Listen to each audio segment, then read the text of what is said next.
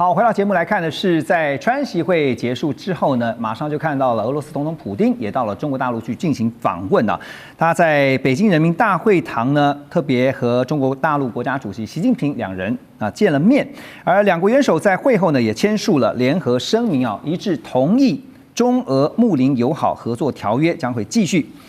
俄罗斯表示呢，中俄双方这次已经针对西伯利亚力量2号这条管线的建设路线和方式达成总体共识，而这条天然气管线呢，全长是2600公里，计划每一年经由蒙古向中国大陆输送500亿立方米天然气。目前双方还在协商，包括定价在内等关键的细节啊，具体实施的时间还没有确定。2022年，如果大家还有印象的话，在9月份那个时候呢，连接德国、俄罗斯经过波罗的海海底的北溪1号跟北溪2号这两条天然气管线，都分别遭到炸药的破坏，震惊了全欧洲，几乎也成了俄乌战争对欧陆非常深的影响。而此时，黄老师，我们看到西伯利亚2号有了一个进展啊。现在是中俄双方先画出一个饼来，还是您觉得有真正坚实的合作基础？我想对俄罗斯来说，这条管线一定非常重要吧？对于中国也很重要。因为荷姆兹海峡这次美国发动对伊朗的这个军事行动Epic Fury，让很多国家，尤其是能源进口国，会感觉到过去我们担忧的是在自己的周边，对，比如说被检疫啊。或者是封锁，可是现在荷姆兹海峡被封锁，全世界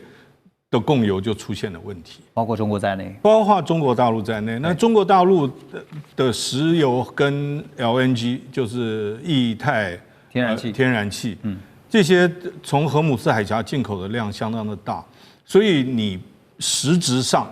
就有那样子的需求，必须要在美国控制以外，美国控制什么？美国控制海洋，美国控制海洋的交通节点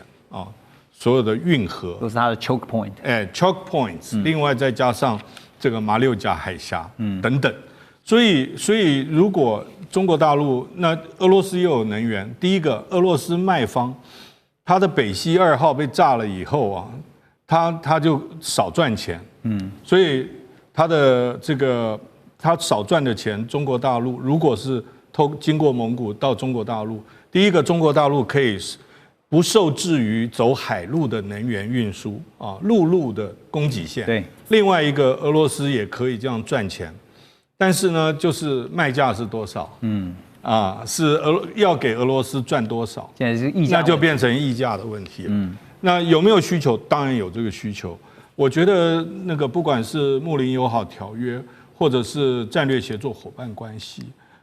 或者是背靠背不封顶这些的，基本上既然美国都把俄罗斯跟中国设为这个修正主义强权，他们会在一起的这个吸力就会加强，这是必然的。是，其实这次普丁到北京访问中俄双方之间针对这个天然气管线的问题确实是在谈话当中的核心。是，那法新社也报道说呢，美国总统川普在日前他也去这个北京访问，那访中之后呢，并没有能够在荷姆兹海峡航运开放的问题上面取得明显的进展。而现在随着中东战事的影响呢，原油跟天然气的供应，就像刚刚黄老师讲到。现在俄方呢也试图希望用陆路能源作为替代方案，强化对中国大陆市场的出口布局，也希望呢这一块对中方来讲也很重要，因为呢补足这个本来伊朗这边的缺口布鲁金斯研究所外交政策研究员叫 Patricia Kim 金佩雅，他认为呢，相较普丁与川普，习近平目前处境显然是更具有优势因为美俄领袖呢都各自深陷在自己所造成的冲突困境，而这些冲突已经证实了远比他们原先预期的还要更难解决。中俄之间呢，中方外交部发言人郭家坤也宣布，中方决定将俄罗斯公民入境30天免签政策延长到2027年的12月31号为止。那先前这项免签政策的期限是在今年的9月14号要到期，但目前俄方还没有宣布，就是同步宣布延长中国大陆公民入境免签的期限。好，这次普丁到北京那川普也去北京，对，一个人前脚刚走，另外一个人就后脚跟着到。中俄关系看起来还是仍然优于中美关系的哈，因为中美现在强调在会后不是讲说建设性的战略稳定嘛，那中俄是战略伙伴关系哈，所以中美俄这3个大国的联动 ，Russ 怎么看？我觉得在过去10年左右这段期间，中俄走得比较近。我觉得不管川普没有选上。不然我们回到2016年，如果是 Hillary Clinton 选上总统，或者2022年俄罗斯没有入侵乌克兰，或者今年美国没有打伊朗，万一这些事情是没有发生，我还是认为俄罗斯跟中国还是会走得更近，中俄关系不会因此有影响的。我觉得中国崛起，那当然他们中国会想发挥它的影响力，那。美国本来就是美国有世界有全球有它的影响力，那中国如果认为好，那我们可以跟俄罗斯走得更近，有这个伙伴对抗美国，这个是我们都可以理解了，所以这个是 inevitable， 这个不管怎么样，这个两国的外交，不管是哪一方面的合作，经济合作、能源的合作、军事合作。早晚的事情就会发生。所以黄老师，那你又怎么看呢？现在这个川普，当然他说他跟普丁也好，习近平也好，他们是好朋友哈。那我们也这次看到说，习近平称呼普丁是老朋友，对，一个好朋友，一个老朋友。啊，不过这个关系已经不言而喻，你怎么看他们3者之间？因为第一个啊，这两边的这个关系啊，正式的名称就不一样嘛。一个是建设性战略稳定关系，另外一个是新时代这个战略协作伙伴关系。那这个不一样。另外一个就是好朋友跟老朋友。那个习近平还叫过普京叫做亲爱的朋友，也叫过。那么他是本来中国大陆很喜欢分这个等级的，像对东南亚国家叫做睦邻友好伙伴关系啊。这伙伴关系是江泽民时期的。新时代是习近平时期的，所以这个加总起来的话，他们必须要面对，因为其实我们就把场景拉到现在来看，川普就是期中选举后就剩下2年了，那么后面他又不会继续做，而如果是以现在美国这个现任副总统，他所有的言论，还有这个所谓 MAGA 运动支持者来看，美国会。在后川普时期，他的交易性格可能会降，可是他这个不管外国、少干预外国，或者少浪费时间、金钱跟兵力去管全世界的事的倾向，可能会比现在高一些。除非有天下大变，比如说中国突然发生什么事情，不然的话，美国我感觉就美国开始美国的民众、美国的人民希望把自己的国力。能够扛起来，所以那个让美国再次强盛或伟大，它不完全只是一个口号，而是美国在应对有上升强权竞逐的时候，它必须有的一个自我防卫机制跟解决方案。但川普的期中选举，您觉得需要中国大陆帮一把吗？我觉得有几个，如果中国大陆可以对他自己内部搞精准扶贫，那也许他可以透过农畜产品。或者是波音飞机，对于川普比较在意的几个州做精准投资，一些农业大州，对那些需要选票的，对 ，OK， 那可以有帮助，但是没有办法说这个一定会发生或一定有效。那为什么一定要我感觉就是川普要再早一点去访问中国大陆，最重要的就是这些契约或者是这些承诺。它需要时间实现，所以你第2季结束之前你没有谈好，第4季就不会发生效果。对，而且刚刚您特别说，中俄之间是伙伴啊，那中美之间呢是保持一个战略的稳定啊，稳定也代表你随时有可能不稳定。那个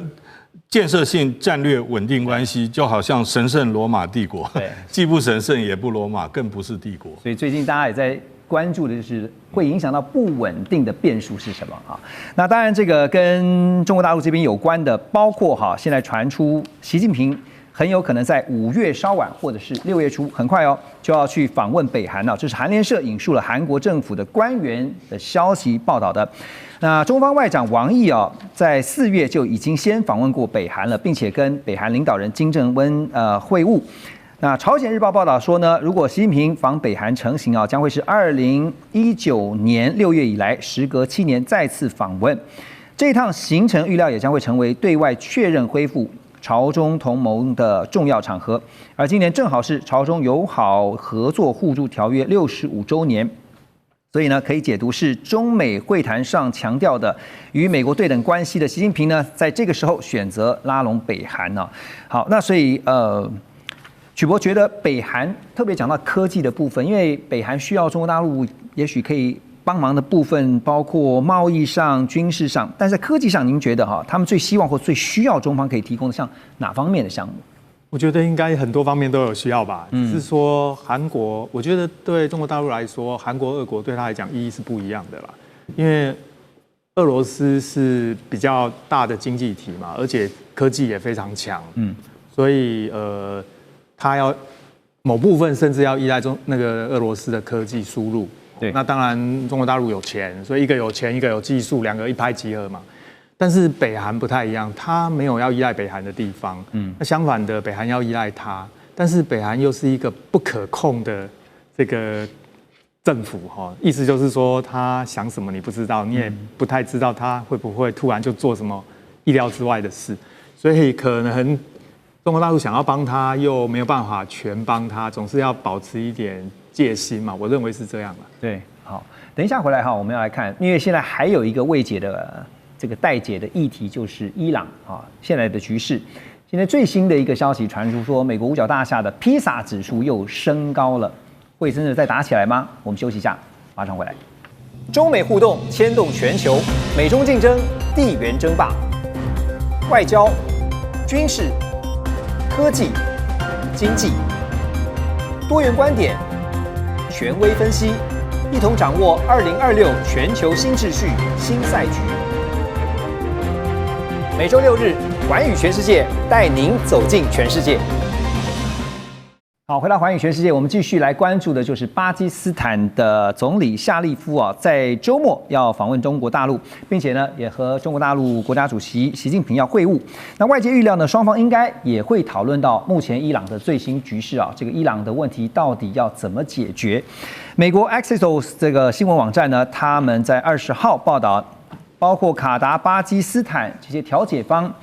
仍然在努力推动美国跟伊朗之间能够达成协议。但是美国跟以色列两方呢，现在却在对伊朗的下一步行动的方向上传出有分歧，有不同的看法。川普也表示原定19号要对伊朗的新一轮打击行动，在卡达、沙烏地阿拉伯还有阿拉伯联合大公国这些盟国领袖的要求下先暂缓。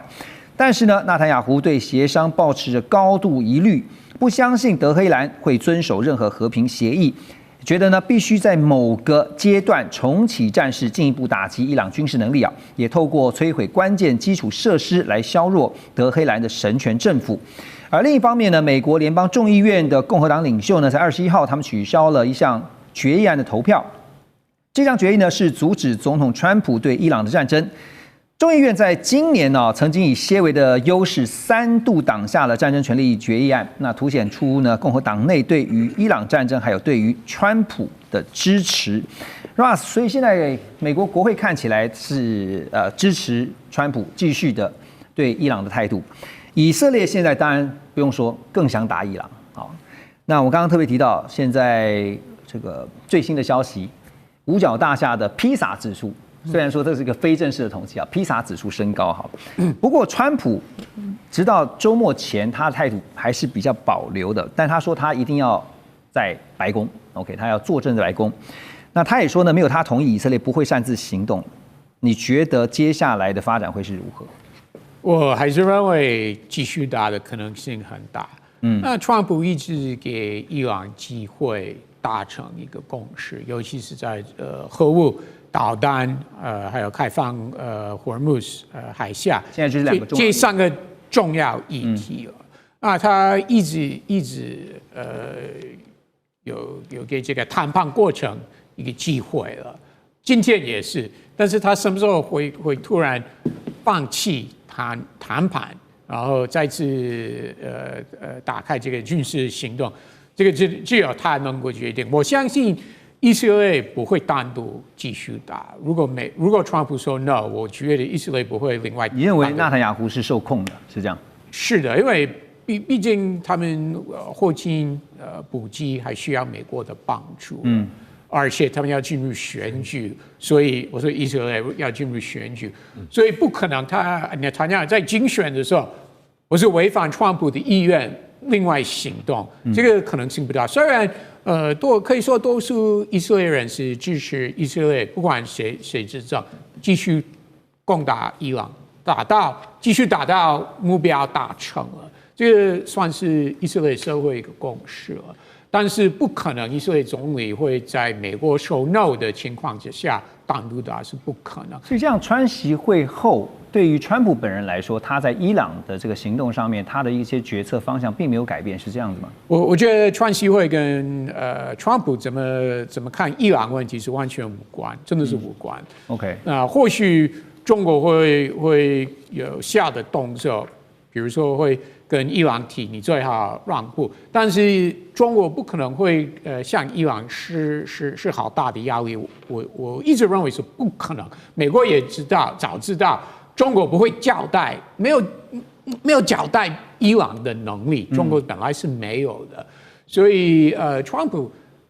他现在最大的困难是他本来希望这个战争是4月或5月会结束，那现在进入美国的夏天，快是6月份了，那就真的是将近选举或这个夏天这个旅游的旺季了。那大家都看这个 gas price 那么贵，那川普就真的要付很大的政治代价。对，所以这个原先已经他所预期的这个时间比他想的时间还要长啊。那当然现在最新消息传出呢，就是说伊朗方面呢也在提高戒备啊。那 CNN 也报道说呢，从4月初开始到现在为止6周的停火期间，在伊朗这边呢已经重启部分的无人机生产。美国情报也显示说，伊朗军队的重建速度是远超乎预期啊。伊朗重建的速度之所以远超乎预期呢，背后的原因包括了有俄罗斯还有中国大陆的支持，另外呢就是美国跟以色列空袭破坏程度不如预期。以色列总理纳坦雅胡依旧是指控中国大陆正在向伊朗提供制造飞弹的零件，而如果呢，这个伊朗继续生产无人机那几乎就是俄乌战争我们看到俄罗斯的翻版因为呢，像是俄罗斯他们在战时呢继续的生产沙赫德这个自杀无人机成为乌克兰后方大城市还有电力设施进行大规模饱和攻击的核心武器那曲博，你帮我们科普一下，就是无人机的晶片，它至少必须有什么样的技术规格才能够发挥功效？其实无人机有高阶、中阶、低阶啦。事实上，以目前的战争来说，低阶的无人机就可以达到很好的效果了。所以便宜又好用。对，这种晶片坦白说到处都有啦。那当然，据我知道，伊朗可能没有很好的晶圆厂，他自己应该没有这个东西。但是要从任何一个简单的管道进口到这些无人机用的晶片，坦白说，那个真的蛮简单的，没有什么困难。难怪它生产的速度会非常的快速。甚至组装产线，我认为他们早就已经一体化在运作了嘛。那只要有相关的供应链，那些零组件能够进口拿得到，应该就是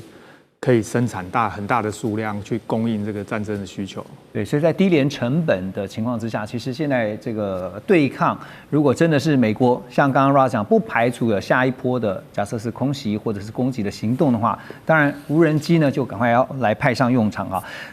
另一方面就是针对荷尔木兹海峡的问题因为彭博也报道说，伊朗驻法国大使阿敏内贾德他表示，伊朗跟阿曼两个国家必须要动用所有资源，以最合适的方式提供安全服务跟管理，而这必然会产生费用。那些因为这条通道而受惠的人呢，也必须支付他们应该要付出的。这句话的意思言下之意就是还是要收通行费啦。不过川普是坚决反对的他认为荷尔木兹海峡应该就是免费国际航道。刚刚黄老师也提到了，这是美国视为囊中物的 choke point 这个要抓住重要的海盗的哈。那所以现阶段没有美国批准啊，川普说任何一艘船都不能够顺利通过。这2天最新的外电也显示说，其实还是有一些船陆陆续续有通过哈。那另外，川普也强烈的表示，伊朗必须要交出所拥有的高浓度浓缩铀，美方拿到之后呢，很可能会将这些浓缩铀销毁，也强调不允许伊朗保有相关的核材料。可是呢，另一方面，最新的消息是，伊朗的外交部发言人表示呢，如果美国坚持把伊朗的浓缩铀库存跟核计划纳入现阶段美伊谈判的核心，那么这个很难谈，双方很难达成协议。也强调，现在谈判的重点应该是放在终结战争，而不是核问题上。黄老师怎么看呢？因为现在包括刚刚提到荷尔木兹海峡开放的问题，中美俄3个大国其实都已经表态，有表达立场，是希望这个通行费不用收啊，然后也希望赶快的开放啊。那接下来会怎么处理这个海峡问题？这个第一个啊，我们同样是收费啊，有不同的说法。有的是开瓶费，有的是洗杯子的钱，不同的名目是吧？哎，对。那你觉得洗杯子好像应该付费，但开瓶费觉得好像没有，就换个方式收啊。对，清洁费好像应该的啊，等等。那所以这个，我觉得关键点是在于你有没有达到你的目标。今天是因为核浓缩铀而起的战争是美国最在意的是不能够，还有以色列最在意是不能够让伊朗拥有核武。如果浓缩铀的问题可以解决，那其他东西很可能可以稍微放松。但是因为现在就是伊朗这边的外交部发言人也讲到说，如果今天把它放在谈判核心的话，那就很难谈了。对，问题是你美国现在开的条件跟伊朗开的条件，那个我不怪川普了，他看一半就丢到垃圾桶，那就永远是平行线。对，就是因为现在双方喊价都是喊对方不接受的，不可能接受的条件，可是大家都不能够拖太久。老实讲，美国自己有选举啊，以色列要选举，另外就是它要几个外部因素会影响。第一个就是油价，刚刚 Ross 讲了，对，如果说这个因为能源造成的通膨，那个影响到自己的政治地位，好，这是让你会转向的一个方法。另外一个就是石油国家，如果大家想说，哇靠，一家收费不如大家收费，就是说我收了钱大家都分得到的话，也许大家会同意。另外一种就是伊朗说我真心诚意啊，浓缩铀放掉，但是你让我收费。所以如果解除制裁，浓缩铀就像先前这个所报道是交由俄罗斯去处理，或是类似这样代管的话，这就解套了吗？浓缩铀的问题？那要有条约限制。如果美俄之间是有彼此是有条约啊，双方遵守条约限制，也许有可能就是有第三国去代管。OK， 所以浓缩铀的问题、核武这个问题，如果都解决，是不是还有另外一个伊朗提出的，就是所谓的保证问题？